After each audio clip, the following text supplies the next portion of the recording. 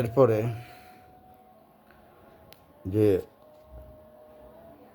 আল্লাহর পরিপূর্ণ ভালোবাসা লাভের দোয়া রাসূলুল্লাহ সাল্লাল্লাহু আলাইহি ওয়াসাল্লাম বলেছেন, দাউদ আলাইহিস সালাম সবসময় এই দোয়াটা পড়ত। আল্লাহুম্মা ইন্নী আসআলুকা হুব্বাকা ওয়া হুব্বা মান ইউহিব্বুকা ওয়াল আমাল আল্লাযী ইউবলিগুনি হুব্বাকা আল্লাহুম্মা জাল হুব্বাকা আহাব্বা ইলাইয়া মিন নাফসি ওয়া আহলি ওয়া মিনাল মাইল বারি। তিরমিজি শরীফের 2910 নম্বর হাদিস। হে আল্লাহ, যদি তোমার কাছে